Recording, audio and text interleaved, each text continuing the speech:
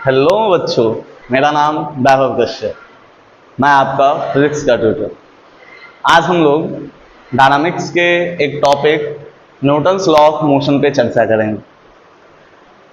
सबसे पहले ये जान लें कि डायनामिक्स का या मैकेनिक्स का कोई भी सवाल न्यूटन्स लॉ ऑफ मोशन के बिना अधूरा है। इसमें एक वर्ड है मोशन, हम उसे समझने की कोशिश करेंगे और फिर उसके बाद हम लोग आएंगे और न्यूटन्स लॉ ऑफ मोशन को डिटेल से समझेंगे। अगर हम ध्यान दें कि मोशन क्या है, मोशन क्या है, तो वो एक फिजिकल क्वांटिटी है, एक फिजिकल क्वांटिटी है जिसको डिफाइन किए बिना हम फिजिक्स को, मैकेनिक्स को डिफाइन नहीं कर सकते। मोशन एंड रेस्ट, ये दो वर्ड हैं जो एक दूसरे के साथ हमेशा रहते हैं। कोई चीज मोशन में है या नहीं है, रेस्ट में है या नहीं है, इसको बताने के लिए हम दो और क्वांटिटी का यूज करते हैं, एक पोजीशन और दूसरा टाइम। आप लोग को पता है जैसा कि पोजीशन बताने के लिए तीन कोऑर्डिनेट दिए होते हैं, एक कोऑर्डिनेट, ये दूसरा और ये तीसरा। इसको यदि हम x बोलते हैं, ये y है, ये z है। तो किसी भी ऑब्जेक्ट के पोजीशन को बताने के लिए इन तीन एक्सिस की जरूरत पड़ती है, x, y और z एक्सिस।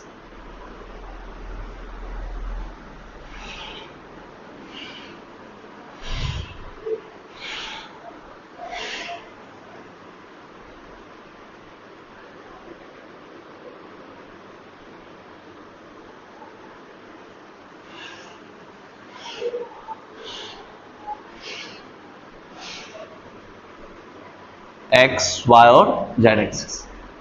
इन तीन एक्सिस की सहायता से हम किसी भी ऑब्जेक्ट का पोजीशन बता सकते हैं। और एक और फिजिकल फैक्टर टाइम, अगर इस दोनों को हम ध्यान से देखें तो हम किसी भी ऑब्जेक्ट के मोशन या रेस्ट के स्टेट को समझ सकते हैं। यदि बात मोशन की जाए तो यदि इस प्लेन में कोई ऑब्जेक्ट है जो इस पॉइंट पर लोकेट है, जिसका कोऑर्डिनेट ये, यदि इसका कोऑर्डिनेट लगातार चेंज हो रहा हो, अगर मान लीजिए कि ये ऑब्जेक्ट ऐसे मूव करता हुआ इस पॉइंट पे आया, तो इसका कोऑर्डिनेट ये हो जाएगा और हमें पता चलेगा कि टाइम के साथ इसका कोऑर्डिनेट लगातार चेंज हो रहा है। तो हम बोल सकते हैं कि ये लगातार टाइम के अकॉर्डिंग अपना पोजीशन चेंज कर रहा है। तो मोशन होता क्या है, जब भी कोई भी ऑब्जेक्ट टाइम के अकॉर्डिंग यानी विथ रिस्पेक्ट टू टाइम अपना पोजीशन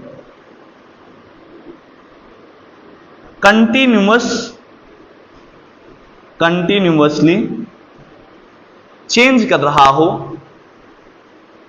तो हम समझ सकते हैं कि वो ऑब्जेक्ट किस चीज में है, मोशन में। यानी अगेन, यदि कोई ऑब्जेक्ट टाइम के रिस्पेक्ट में अपने पोजीशन या कोऑर्डिनेट को कंटिन्यूअसली चेंज कर रहा होता है, तो हम कह सकते हैं कि वो ऑब्जेक्ट किसमें है, मोशन में। लेकिन यदि कोई ऑब्जेक्ट टाइम के according with respect to time अपने कोऑर्डिनेट को चेंज नहीं कर रहा हो, यानी कोऑर्डिनेट स्टेबल हो, देन हम कह सकते हैं कि वो ऑब्जेक्ट किस चीज में है, रेस्ट में। तो दो क्वांटिटी आती है, एक मोशन, दूसरा रेस्ट। मोशन का मतलब क्या है कि कोई भी ऑब्जेक्ट अपने पोजीशंस को, अपने कोऑर्डिनेट को टाइम के रिस्पेक्ट में कंटिन्यूअसली चेंज कर रहा हो तो हम बोल सकते हैं कि वो मोशन में। एज एग्जांपल, आप किसी चलती हुई गाड़ी को देखिए तो आपको समझ में आएगा कि टाइम जैसे जैसे बीत रहा है वैसे वैसे गाड़ी अपना पोजीशन बदलता हुआ चला जाता है। तो हम बोल सकते हैं कि वो ऑब्जेक्ट किस चीज में है, वो गाड़ी किस चीज में है, मोशन में। किंतु यदि हम किसी घर को बिल्कुल रुक करके देखें तो टाइम बीतता जाएगा लेकिन वो घर हमें चलता हुआ, मूव करता हुआ नहीं लगेगा, यानी उसका पोजीशन चेंज नहीं होगा। तो हम उसे कह सकते हैं कि वो ऑब्जेक्ट किस चीज में है, रेस्ट में। अगर हम इस मोशन और रेस्ट टर्म को समझें तो केवल मोशन और रेस्ट यहीं तक खत्म नहीं हो जाता है। ये एक सवाल है कि क्या कोई भी ऑब्जेक्ट एक ही टाइम पे रेस्ट में भी हो और उसी टाइम पीरियड में, उसी टाइम इंटरवल में वो मोशन में भी हो। क्या ऐसा पॉसिबल है? हम लोग समझने की कोशिश करते हैं। एक एग्जाम्पल लेते हैं और उस एग्जाम्पल की सहायता से हम लोग समझने की कोशिश करेंगे कि क्या कोई ऑब्जेक्ट सेम टाइम पर, सेम इंस्टेंट टाइम पर मोशन में भी हो और रेस्ट में भी हो। क्या ये पॉसिबल है? तो हम समझने की कोशिश करते हैं। यदि हम ऐसा मान ले कि हमारी पृथ्वी है ये और इसके एक हिस्से पे यहां पर कोई आदमी है, चूंकि हम लोग को पता है कि हमारा अर्थ ऐसे रोटेट कर रहा है और 23.5 डिग्री पे ऐसे लगातार घूम रहा है। यदि हम इस ऑब्जेक्ट को, इस पर्सन को, यहां पे कोई और एक आदमी है वो इसको ऑब्जर्व करे, ये आदमी ए और ये आदमी बी, यदि हम बिल्कुल अर्थ के सरफेस पे रह के, सरफेस पे रह करके यदि ए ऑब्जर्व करे किसको, बी को, तो बी हमें रेस्ट में दिखाई पड़ेगा। लेकिन यदि हम मून से, यदि हम मून से या किसी अदर प्लैनेट से इसको ऑब्जर्व करेंगे तो पता चलेगा कि ये अर्थ की वेलोसिटी के साथ, रोटेशनल वेलोसिटी के साथ ये लगातार कंटिन्यूअसली ऐसे मूव कर रहा है।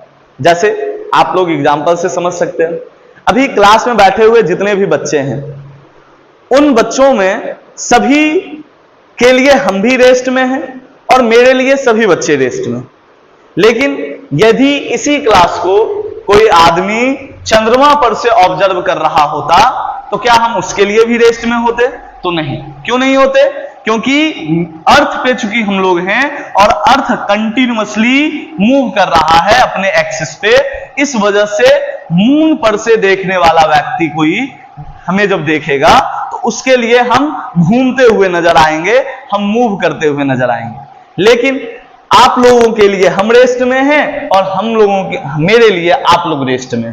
तो एक ही टाइम पे यदि हमने फ्रेम को चेंज कर दिया, देखने के नजरिए को चेंज कर दिया, तो वही ऑब्जेक्ट रेस्ट में नजर आया और सेम ऑब्जेक्ट सेम टाइम पे दूसरे फ्रेम से हमें मोशन में नजर आता है। इसका मतलब है कि कोई भी ऑब्जेक्ट मोशन में है या नहीं है, मोशन में है या नहीं है, या रेस्ट में है, इस बात का डिसीजन किससे लिया जाता है? तो इस बात का डिसीजन फ्रेम ऑफ रिफरेंस से लिया जाता है।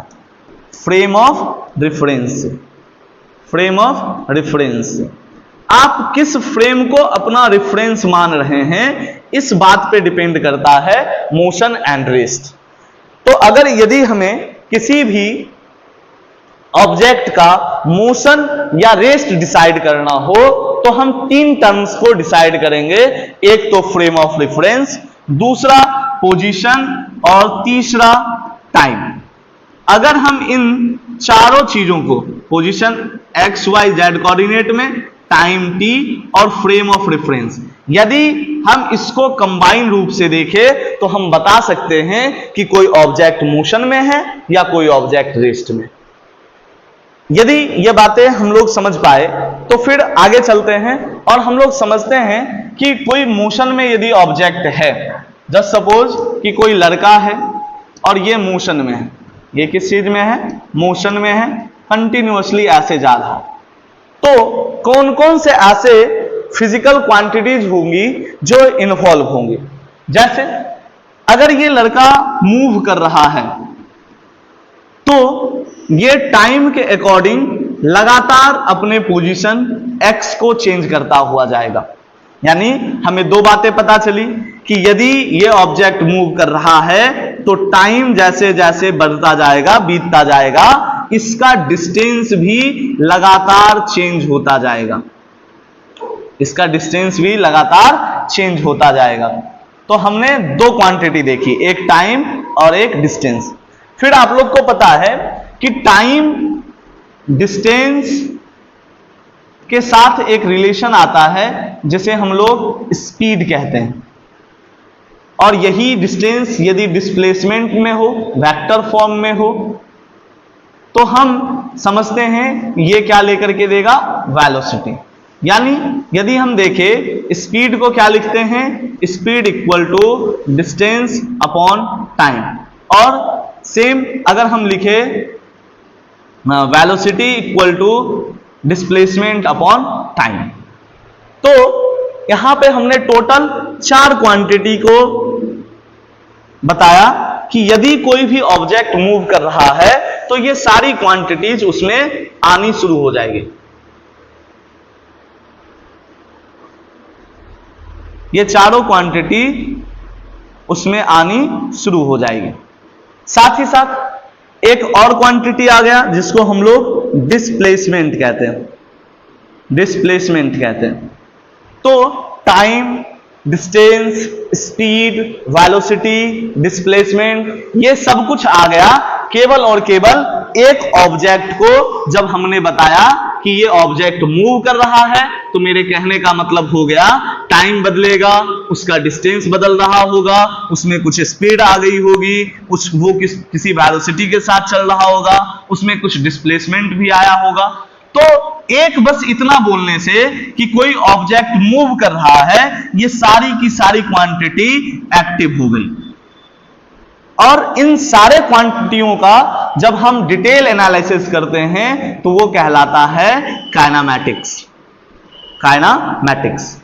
इसमें हम लोग पढ़ते हैं मोशन क्या है, रेस्ट क्या है, और इन सारी क्वांटिटियों के बीच आपसी रिलेशंस क्या है। यानी हम लोग इसमें ऑल अबाउट मोशंस पढ़ते हैं, ऑल अबाउट मोशन एंड ये सारी फिजिकल क्वांटिटीज, इसको हम किसका हिस्सा मानते हैं, काइनेमैटिक्स। यानी इसमें हम पढ़ते हैं मोशन क्या है, मोशन कितने तरह के होते हैं, कोई ऑब्जेक्ट मोशन कर रहा है तो कितने टाइम में कितना डिस्टेंस गया, कितनी वेलोसिटी को प्राप्त किया, कितना डिस्प्लेसमेंट हुआ, कितना टाइम लगा उस डिस्प्लेसमेंट को तय करने में। तो इन सारी चीजों का एनालिसिस हम काइनेमैटिक्स में करते हैं। लेकिन जब हम ये रीजन ढूंढे कि ऐसा हुआ क्यों, कोई भी ऑब्जेक्ट क्यों मूव किया, अगर कोई ऑब्जेक्ट मूव कर रहा है तो उसको क्या हम रोक सकते हैं, और रोकेंगे तो फिर क्या करना पड़ेगा। यानी यदि हम मोशन या रेस्ट के रीजन को ढूंढने के लिए निकले तो फिर हम कुछ और क्वांटिटीज को डिस्क्राइब करते हैं जो है फोर्स, प्रेशर, मोमेंटम, इंपल्स। इन सारी क्वांटिटियों को हम लोग एनालाइज करते हैं जब हम लोग रीजन ढूंढते हैं कि कोई भी ऑब्जेक्ट मोशन में है तो क्यों है, रेस्ट में है तो क्यों है। इन चीजों को जब हम एनालाइज करेंगे तो फिजिक्स का एक और हिस्सा खुलता है जिसको हम लोग बोलते हैं डायनामिक्स। और इन दोनों के कंबाइन फॉर्म को, यानी कि यदि हम बात करें मैकेनिक्स, तो ये काइनेमैटिक्स एंड डायनामिक्स का एक सम्मिलित रूप है। काइनेमैटिक्स और डायनामिक्स का एक सम्मिलित रूप है जो मैकेनिक्स कहलाता है। और हर एक ऑब्जेक्ट की अपनी मैकेनिक्स होती है। यदि वो रुका हुआ भी है तब भी उस पर कुछ ना कुछ मैकेनिक्स वर्क कर रहा है। अगर चल रहा है तब भी उस पर कुछ ना कुछ मैकेनिक्स वर्क कर रहा है। यदि स्पीड बढ़ रही है या स्पीड घट रही है तब पर भी उस पर कुछ ना कुछ मैकेनिक्स आएगा ही आएगा। इसके लिए हमें 3 इक्वेशन दिए गए थे, इक्वेशन ऑफ मोशन जिसे हम लोग नाम देते हैं, और इन 3 इक्वेशन में हम लोगों ने इन सारे क्वांटिटीज के बीच रिलेशन बताया था। वो था v बराबर u plus a t, v square equal to u square plus 2as और s equal to u t plus half a t square. ये 3 इक्वेशन दिए गए थे और इन 3 इक्वेशन की सहायता से हम यूनिफॉर्मली एक्सेलरेटेड, 1 मिनट, एक और क्वांटिटी होती है जिसको हम लोग नाम देते हैं एक्सीलरेशन। एक्सेलरेशन क्या होता है? तो जब भी किसी भी ऑब्जेक्ट की स्पीड या वेलोसिटी टाइम के अकॉर्डिंग लगातार बढ़ती हो, स्पीड लगातार बढ़ रहा हो, तो हम ऐसा बोल सकते हैं कि उसमें एक्सेलरेशन आया है, एक्सेलरेट किया गया है। ठीक, तो इन सारे क्वांटिटीज के बीच में 3 इक्वेशंस ऑफ मोशन दिए गए हैं और उन इक्वेशंस ऑफ मोशन की वजह से हम लोग इनके बीच में रिलेशन बता सकते हैं और पूरा काइनेमैटिक्स हम इन्हीं इक्वेशन पे आधारित समझते हैं। अगर बात की जाए कि इक्वेशन तो हमें पता चल गया, तो हमें रीजन ढूंढना है कि आखिरकार ऐसा हुआ तो क्यों हुआ। तो फिर हम लोग चर्चा करते हैं न्यूटन्स लॉ ऑफ मोशन पे। तब हम लोग आते हैं न्यूटन्स लॉ ऑफ मोशन पे। न्यूटन्स लॉ ऑफ मोशन में टोटल 3 लॉ डिस्क्राइब किए गए हैं और अगर हम तीनों लॉ को रफली समझने की कोशिश करें तो एक है लॉ ऑफ इनर्शिया, एक है लॉ ऑफ इनर्शिया, दूसरा अगर हम कह सकते हैं तो rate change of momentum, rate change of momentum, और अगर हम तीसरे लॉ की बात करें तो इसको हम समझ सकते हैं action reaction law, action reaction law. यदि इन तीनों टॉपिक को समझा जाए तो सबसे पहले हम लोग बात करेंगे लॉ ऑफ इनर्शिया की। लॉ ऑफ इनर्शिया डिस्कस करने से पहले हम लोग एक टर्म है जिसको बोलते हैं इनर्शिया, और इस टर्म को समझने की कोशिश करते हैं। क्या होता है इनर्शिया? तो ये किसी भी ऑब्जेक्ट की एक ढीठ प्रॉपर्टी है, एक ऐसी प्रॉपर्टी है जिसमें कोई बदलाव करना अगर यदि हम चाहेंगे तो वो ऑब्जेक्ट उस चीज का अपोज करेगा।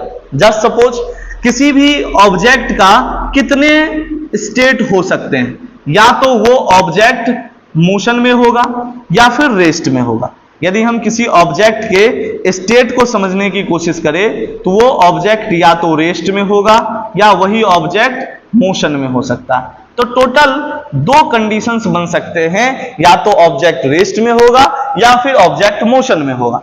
यदि ऑब्जेक्ट रेस्ट में है तो वो अपने इस स्टेट को कंटिन्यू करना चाहता है, बनाए रखना चाहता है, और यदि कोई मोशन में है तो वो भी अपने स्टेट को कंटिन्यू मोशन में ही रखना चाहता है। और ये जो प्रॉपर्टी है, इस प्रॉपर्टी को ही हम लोग बोलते हैं इनर्शिया। इट मींस यदि कोई भी ऑब्जेक्ट रुका हुआ है, ठहरा हुआ है, तो वो अपने आप को रुके रहने देना चाहता है, ठहरे हुए रखना चाहता है। लेकिन यदि कोई ऑब्जेक्ट मूव कर रहा है तो वो अपने मोशंस को कंटिन्यू रखने की कोशिश करता है। ये हम लोग ऑब्जर्व भी कर सकते हैं। अभी क्लास में रखी हुई सारी चीजें बिल्कुल रेस्ट में रखी हुई है, जब तक कि हम इस पे कोई ऐसा वर्क ना करे, कुछ ऐसा क्वांटिटी ना लगाए जिससे इसको एक जगह से दूसरी जगह रखा जा सके, तब तक ये अपने जगह पे स्टेबल रहेगा, कंटिन्यू रखेगा अपने स्टेट को। और ये किसकी वजह से? तो ये इनर्शिया की वजह से। यदि हम रुके हुए हैं, जब तक हम चलने की कोशिश नहीं करेंगे तब तक ये रुका रहेगा। ये हमारा बोर्ड, जब तक हम इसको उठा करके एक जगह से दूसरी जगह नहीं रखेंगे तब तक ये बोर्ड वहीं का वहीं रहेगा, ये अपने मोशन के स्टेट को चेंज नहीं करेगा। तो हम लोग समझ पाए कि इनर्शिया क्या होता है। इनर्शिया हर एक ऑब्जेक्ट की अपनी एक प्रॉपर्टी होती है और उस प्रॉपर्टी की वजह से हर एक ऑब्जेक्ट अपने स्टेट ऑफ मोशन के चेंज का अपोज करता है, यानी वो नहीं चाहता है कि मेरे स्टेट में कोई भी बदलाव आए, कोई भी चेंज आए।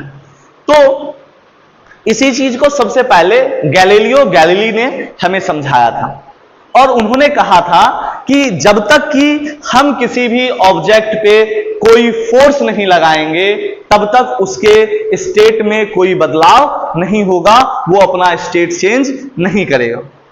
फिर मॉडर्न परिभाषा आई तो गैलीलियो के उस स्टेटमेंट में थोड़ा सा सुधार किया गया कि जब तक हम किसी भी ऑब्जेक्ट पे अनबैलेंस्ड फोर्स नहीं लगाएंगे तब तक वो अपने स्टेट को चेंज नहीं करेगा। क्यों? अगर मान लीजिए एक ऑब्जेक्ट है, इसका मास m kg है, इस पे दो फोर्स लगते हैं F1 और इधर एक और फोर्स F2 लगता है, और इन दोनों फोर्स का मैग्नीट्यूड एक दूसरे के बराबर है, तो इस पे जो नेट फोर्स लग रहा है वो नेट फोर्स 0 लग रहा है। और यदि इस पे नेट फोर्स 0 लग रहा है, it means F1 and F2 दोनों कैसे फोर्स हैं? दोनों के दोनों बैलेंस्ड फोर्स हैं। और यदि बैलेंस्ड फोर्स हैं तो ये ऑब्जेक्ट दो चीजों में चल सकता है, या तो ये हमेशा रेस्ट में रहेगा, और यदि ये पहले से चल रहा है तो ये मोशन में रहेगा, और वो भी कैसे मोशन में? तो वो यूनिफॉर्म मोशन में ही रहेगा। मेरी बात क्या समझ में आई? यदि कोई ऑब्जेक्ट जिस पे दो बल लग रहे हैं, एक फोर्स इधर एक फोर्स इधर, और इसका F नेट अगर मैग्नीट्यूड दोनों का इक्वल है तो F नेट की वैल्यू 0 आएगी, और 0 आएगी तो इसके दो कंडीशंस बनेंगे, या तो ऑब्जेक्ट रेस्ट में रहेगा तो रेस्ट में ही बना रहेगा, यदि ऑब्जेक्ट पहले से मोशन में है तो वो अपने यूनिफॉर्म मोशन को कंटिन्यू करता जाएगा, उस पे कोई चेंजेस नहीं आएंगे। यही होता है बैलेंस्ड फोर्स। तो यदि हमें किसी भी ऑब्जेक्ट के मोशन को या स्टेट को बदलना हो तो हमें उस पे कैसा फोर्स लगाना पड़ता है? अनबैलेंस्ड फोर्स लगाना पड़ता है, तभी वो अपने स्टेट को चेंज कर पाता है। इस चीज को ही किसमें बताया गया है? लॉ ऑफ इनर्शिया में। लॉ ऑफ इनर्शिया को यदि हम समझे तो ये कहता ही है कि यदि कोई भी ऑब्जेक्ट यूनिफॉर्म मोशन में है या यूनिफॉर्म रेस्ट, यदि यूनिफॉर्म मोशन में है या रेस्ट में है, तो वो अपने इस स्टेट को तब तक कंटिन्यू करेगा जब तक कि उस पर कोई अनबैलेंस्ड फोर्स अप्लाई ना हो जाए। इसी को हम लोग लॉ ऑफ इनर्शिया कहते हैं।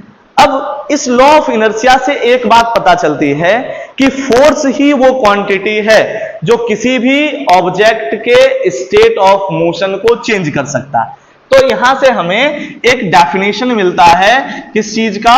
फोर्स का। डेफिनेशन ऑफ फोर्स पता चलता है कि फोर्स क्या है? तो फोर्स एक फिजिकल क्वांटिटी है। फोर्स एक फिजिकल क्वांटिटी है, और इस फिजिकल क्वांटिटी की सहायता से हम लोग क्या कर सकते हैं? तो इस फिजिकल क्वांटिटी की सहायता से हम किसी भी ऑब्जेक्ट के स्टेट ऑफ मोशन को चेंज कर सकते हैं, मोशन को चेंज कर सकते हैं या चेंज करने की कोशिश कर सकते हैं। तो इससे ये पता चल गया कि फोर्स फिजिकल क्वांटिटी है, और वो क्वांटिटी क्या करता है? तो किसी भी ऑब्जेक्ट के स्टेट ऑफ मोशन को चेंज करता है। अगर हम बात करें कि रेट चेंज ऑफ मोमेंटम क्या है, अगर इस टर्म को हम समझने की कोशिश करें तो हम लोग सेकेंड लॉ पे आते हैं, और वो क्या है? Rate change of momentum. वो क्या है? Rate change in momentum. अगर हम इस लॉ को समझने की कोशिश करें कि मोशन के इस लॉ में कहा क्या गया है न्यूटन के द्वारा, तो सबसे पहली बात हम समझेंगे कि ये मोमेंटम टर्म क्या है।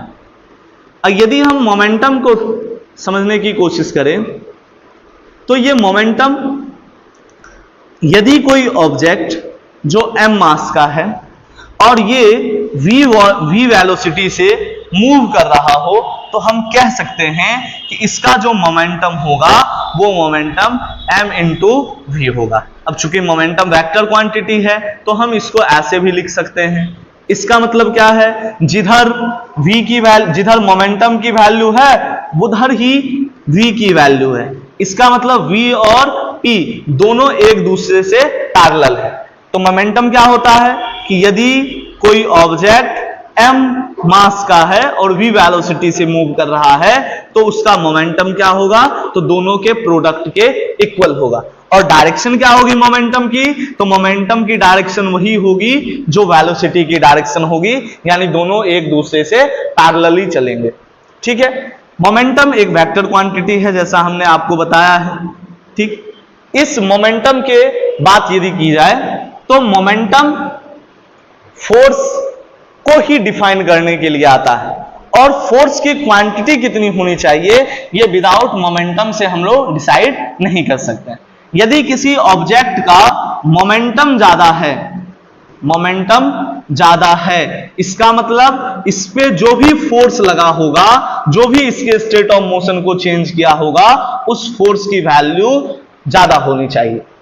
और यदि किसी ऑब्जेक्ट, सेम ऑब्जेक्ट का मोमेंटम कम हो गया, इसका मतलब है कि उस ऑब्जेक्ट पे जो फोर्स लगा था उस फोर्स की वैल्यू भी कम हो गई है, डिक्रीज कर गई है, या अपोजिट डायरेक्शन में फोर्स अप्लाई होना शुरू हो गया। तो इन चीजों को यदि हम समझेंगे उसके बाद हम लोग आएंगे रेट चेंज इन मोमेंटम पे। यदि हम एक एग्जांपल से इसको समझने की कोशिश करें तो हम मानते हैं कि एक ऑब्जेक्ट है जिसका मास m है। इनिशियली ये u वेलोसिटी से मूव कर रहा था, कुछ टाइम धीरे धीरे धीरे धीरे बढ़ा, ये मोशन कंटिन्यू कर रहा है u वेलोसिटी के साथ। कुछ देर के बाद इसकी वेलोसिटी इंक्रीज करके v हो जाती है, और इतने दौरान में कुछ तो इस पे टाइम लगेगा। जैसे यदि हम यहां से मूव करते हुए यहां तक आए तो क्या मेरी वेलोसिटी वहां से यहां तक बढ़ी या घटी, दोनों चीजें हो सकती है। यदि हम अपनी रफ्तार को बढ़ाना स्टार्ट करें तो लगातार उस पॉइंट पे कुछ और वेलोसिटी था, इस पॉइंट पर कुछ और वेलोसिटी है, लेकिन इस वेलोसिटी को गेन करने में हमें कुछ ना कुछ टाइम भी लगा है। अगर इन टाइमों को हम देखें और इन क्वांटिटीज को देखें तो एक बात तो हम लोग इनर्शिया के लॉ से समझ ही गए कि यदि किसी ऑब्जेक्ट की वेलोसिटी बढ़े या घटे, स्टेट ऑफ मोशन चेंज हो, तो हम समझ सकते हैं कि उस पर क्या लगा होगा, पक्का उस पर कोई ना कोई फोर्स वर्क किया होगा। तो अगर इस ऑब्जेक्ट की रफ्तार बढ़ रही है, इसका मतलब है कि इस पे कोई ना कोई फोर्स जरूर अप्लाई हुआ है, और इसी फोर्स की वजह से इसकी वेलोसिटी चेंज हुई। अगर किसी ऑब्जेक्ट की वेलोसिटी चेंज हो जाए तो क्या समझते हैं, अभी यदि देखें तो इसके मोमेंटम की वैल्यू mu है और इस पॉइंट पे मोमेंटम की वैल्यू m भी। तो मोमेंटम कहां से कहां चेंज हो गया, mu से m भी चेंज हो गया, और इसको चेंज होने में कितना टाइम लगा, तो t टाइम लगा।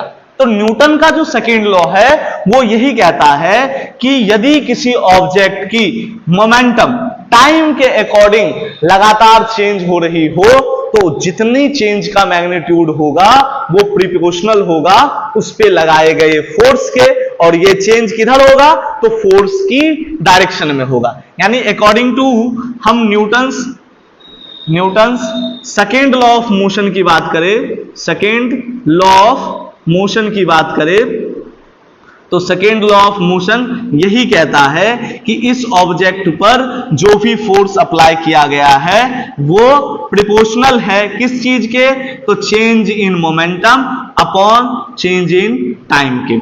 यानी इस टाइम पे कुछ तो वैल्यू हुई होगी टाइम की t1 और इस पे t2, इस दोनों का जो चेंज है ये टाइम का चेंज है।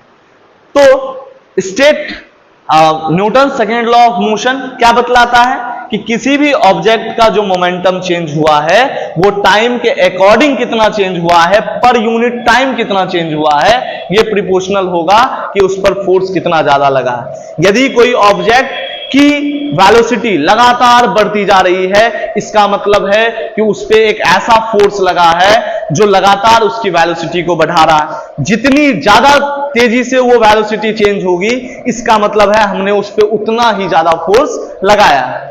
और इस फोर्स को ऐसे लिखा जाता है, यदि हम प्रोपोर्शनल का साइन हटाए तो एक कांस्टेंट देंगे और delta P upon delta T रखेंगे। के की वैल्यू 1 होती है, तो इस तरह से हम समझ सकते हैं F बराबर delta P upon delta T है। यदि ये टाइम इंटरवल बहुत छोटा हो, बहुत छोटे टाइम इंटरवल की बात की जाए जहां डेल्टा टी टेंड्स टू 0 हो जाए, तो हम कह सकते हैं कि ये जो फोर्स है वो dp अपॉन dt की टर्म का है।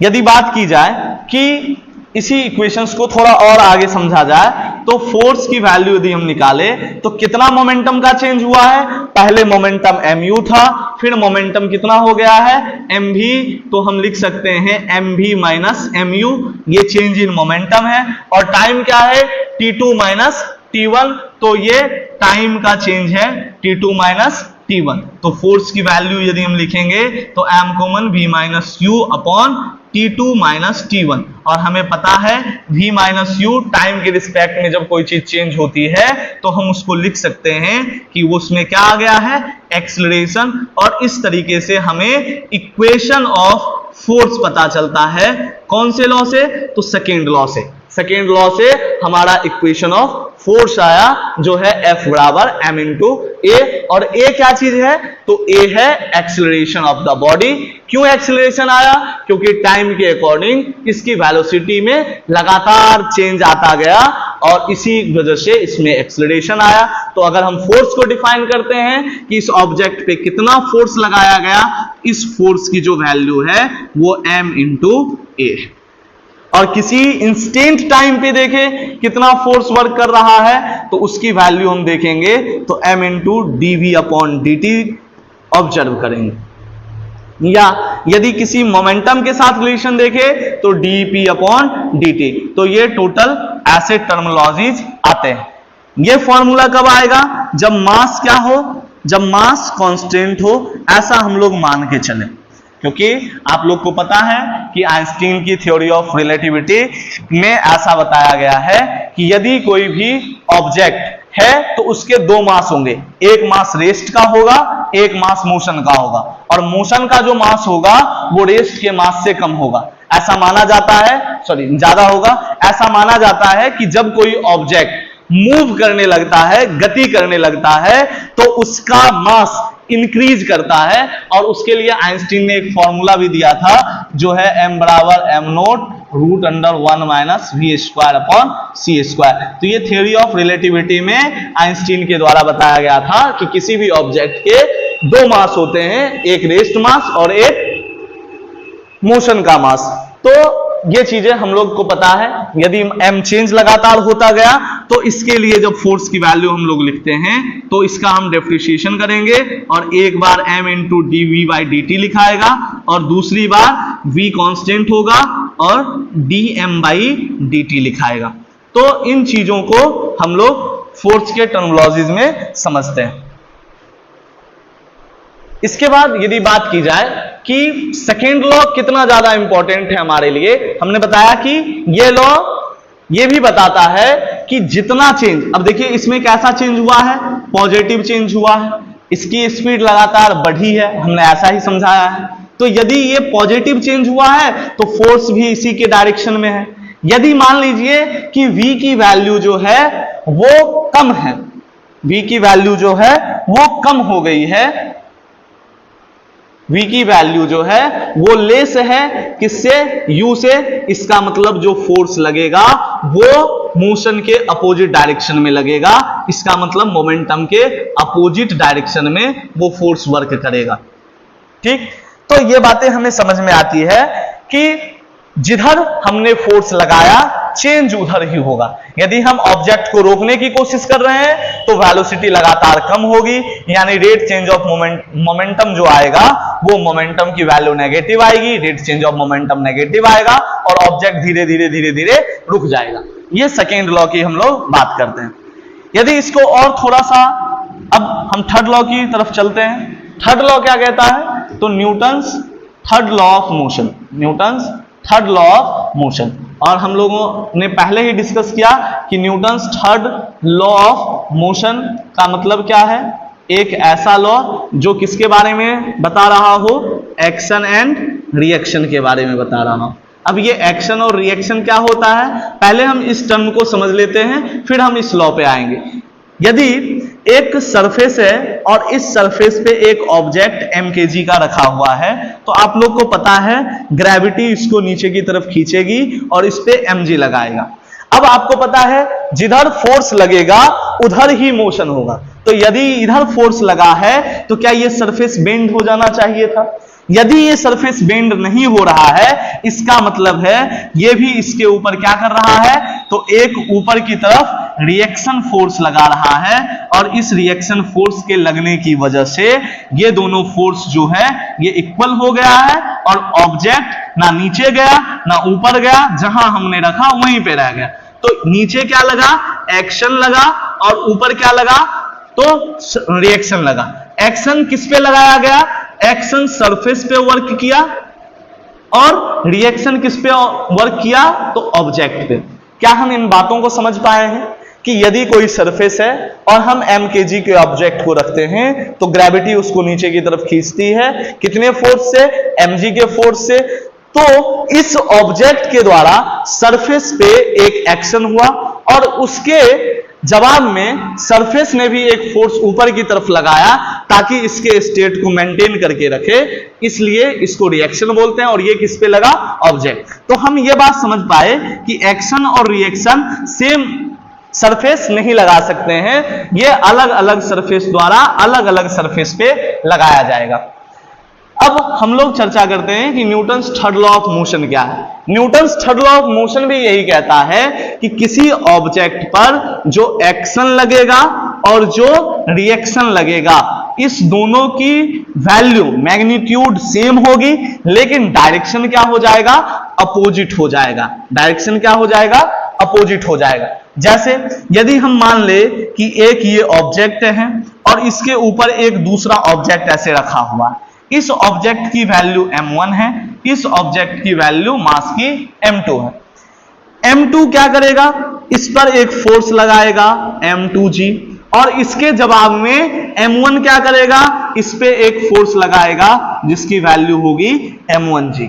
यदि सरफेस जहां पर है वो वहीं पे रहे, तो हम ऐसा कह सकते हैं कि m1g की वैल्यू इक्वल है m2g के, लेकिन डायरेक्शन क्या है फोर्स की? तो डायरेक्शन अपोजिट है। और ये बात हमें कहां से पता चलती है? Newton's third law of motion से। एक और एग्जांपल यदि ले और समझने की कोशिश करें, तो मान लेते हैं ये एक दीवार है, एक वॉल है, और इस पे एक बॉल है जिसको हमने v वेलोसिटी के साथ इस पे फेंका। जब बॉल v वेलोसिटी के साथ जाकर के और इस सरफेस से टकराएगी, तो टकराने के बाद ये क्या करेगा? बॉल सरफेस पे यानी वॉल पे, बॉल जो है वो वॉल पे एक एक्शन करेगा। तो एक्शन किस पर हुआ? बॉल पर। किसने किया? सॉरी, एक्शन किस पे हुआ? वॉल पे। और किसने किया? बॉल ने। और वॉल भी इस पे एक एक्शन करेगा और इसको फिर इस डायरेक्शन में भेज देगा, और ये किसके द्वारा हुआ? तो वॉल का एक्शन हुआ, वॉल ने रिएक्शन में गेंद को दूसरी तरफ फेंका, और वो रिएक्शन किस पे हुआ? बॉल पे। तो एक्शन किस पे चल रहा था? वॉल पे, और रिएक्शन किस पे हो गया? बॉल पे। तो क्या ये दोनों अदर ऑब्जेक्ट पे वर्क किया? इसी को हम लोग बोलते हैं Newton's third law of motion. इसमें है कि यदि हम किसी ऑब्जेक्ट पे कोई फोर्स लगाएंगे, तो वो ऑब्जेक्ट भी हम पे फोर्स लगाएगा और उसकी मैग्नीट्यूड की वैल्यू सेम होगी, लेकिन चूंकि अलग अलग ऑब्जेक्ट, एक्शन अलग पे लगता है और रिएक्शन अलग पे लगता है, इस वजह से दोनों फोर्स की डायरेक्शन क्या होगी? अपोजिट होगी। Newton's third law of motion में सबसे जरूरी बात जो है वो है कि एक्शन एंड रिएक्शन, इन दोनों चीजों के बीच में कोई भी टाइम गैप नहीं होना चाहिए। अगर टाइम गैप हो गया, ऐसे तो होता है नहीं, लेकिन यदि टाइम गैप हो गया तो फिर Newton's third law of motion invalid माना जाता है, वहां पे Newton's third law of motion work नहीं करेगा। क्यों? क्योंकि यदि हमने इस पे फोर्स लगाने में कोई देरी कर ली तो कोई ऐसा फोर्स होगा जो ज्यादा इफेक्टिव हो जाएगा, और दूसरा फोर्स अगर लगने में समय लग गया, टाइम गैप हो गया, तो फिर उसका प्रभाव पहले वाले फोर्स का ज्यादा पड़ जाएगा और हो सकता है कि ऑब्जेक्ट पे उसके स्टेट ऑफ मोशन में चेंज आ जाए। तो हम ऐसा बोल सकते हैं कि एक्शन और रिएक्शन के बीच में कोई भी टाइम गैप नहीं होना चाहिए, तभी जाकर के ये law, Newton's third law of motion valid है। हम लोग इसमें और भी चीजें समझ सकते हैं, जैसे रॉकेट प्रोपल्शन। ठीक है, हम लोग चलते हैं तो हम लोग चलने के क्रम में भी क्या करते हैं, अगर कोई बच्चा ऐसे चल रहा है तो वो इस पॉइंट पे अर्थ को पीछे की तरफ एक फोर्स लगाता है mg, उसकी जवाब में एक रिएक्शन फोर्स लगता है और इधर एक फ्रिक्शन फोर्स लगता है। इन सारा का मैग्नीट्यूड F नेट आता है तो कोई भी ऑब्जेक्ट आगे चल पाता है। यदि mg की वैल्यू ज्यादा हो गई और उस पे जो रिएक्शन लगा वो कम हो गया, जैसे कीचड़ वाले क्षेत्रों में ऐसा होता है, जब हम चलते हैं तो जितना फोर्स हम सरफेस से अप्लाई करते हैं, सरफेस हम पे उतना फोर्स नहीं अप्लाई कर पाता है, इस वजह से हम लोग फिसल करके गिर जाते हैं। तो ये Newton's third law of motion की चर्चा हमने की। और भी चीजें जो Newton's third law of motion में इंक्लूडेड है उसकी चर्चा फिर अगले वीडियो में की जाएगी। धन्यवाद, आज आप लोगों के लिए बस इतना। नमस्कार।